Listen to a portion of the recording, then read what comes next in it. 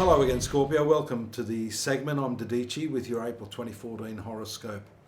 And patience is a difficult virtue to develop.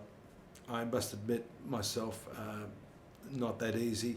For you now, there are some tremendous challenges in developing that component of your personality, especially with the way your work may be going, the demands that are there, not just from your professional life, but from your personal life.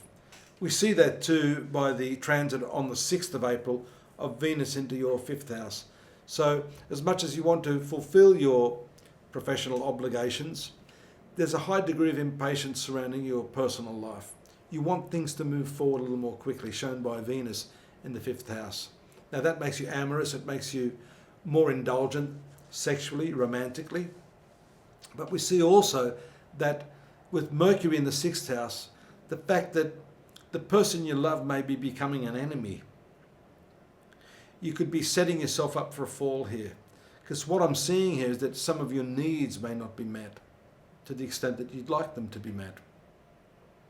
Now you have to be careful that you don't put those blinkers on.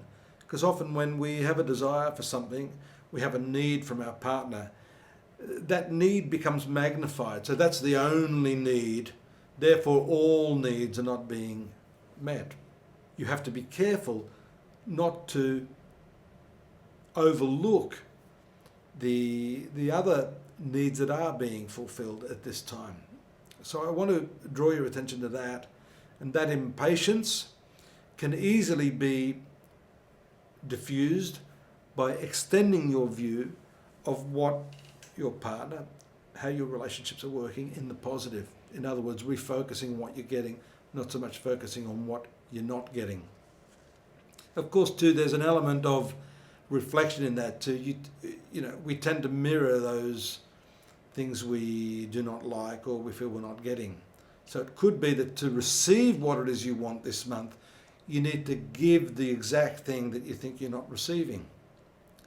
It's a bit of reverse psychology, I guess.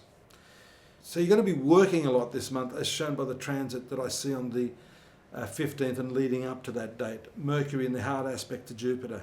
You're trying to rush a lot through. There could be some event, maybe a vacation that you're wanting to take, but to really fully appreciate that, you're going to need to do a lot more work to catch up. So you're going to have to shove a lot in one end for it to come out the other. There is an important eclipse taking place on the 15th as well, and that is occurring in your 12th house of spirituality, the hidden or secret house of the zodiac. What I see here is that many of you born under the sign of Scorpio over the last few years, because you've been so busy, just haven't had the opportunity, can't afford the time to dedicate to this part of your life. And many of you are very much keen to do that. I want to stop you there because I don't want you to continue identifying your spiritual development with some exclusive activity that you do cross-legged in some yoga posture.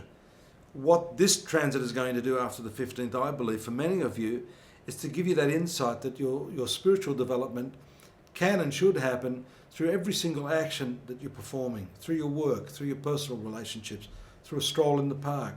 It's not necessarily an exclusive thing that happens for 1 hour or 2 hours a day at this specific location.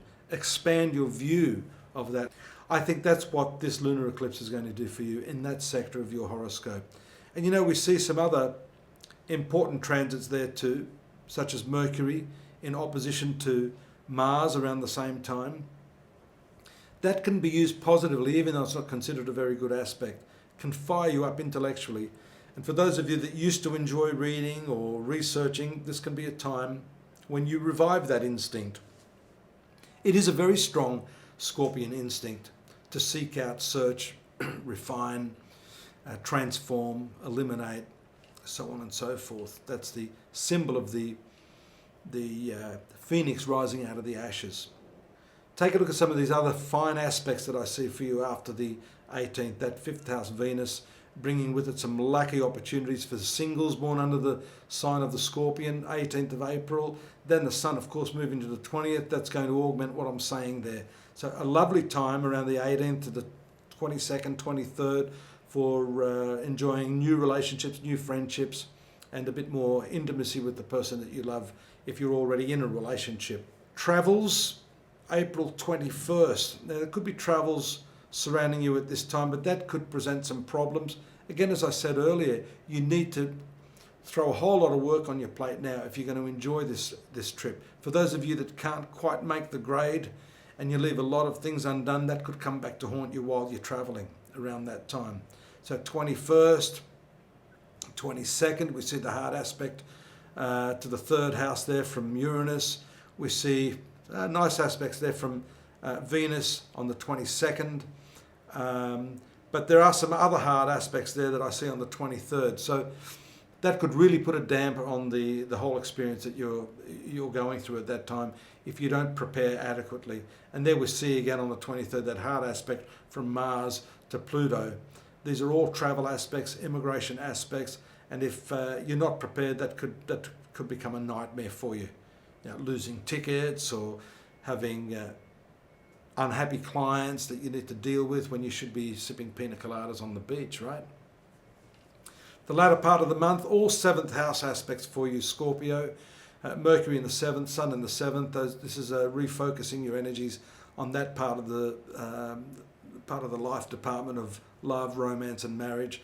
And in a fine aspect to Neptune in the 5th house. So you can achieve some of your ideals. And this is a nice conclusion to the month, especially because we've got an eclipse there. We talked about not having your needs met. This is a time when that can be fulfilled and you can start to see eye to eye and reciprocate with your partner, so that I see this as a nice sort of conclusion to the month of April for you. I do hope you join me in your continuing saga next month here on YouTube. I look forward to your company again then. In the meantime, astrology.com.au for all your esoteric and astrological needs, reports, free psychic readings, detailed analysis of your star sign and all the other star signs. Take care now. Bye-bye.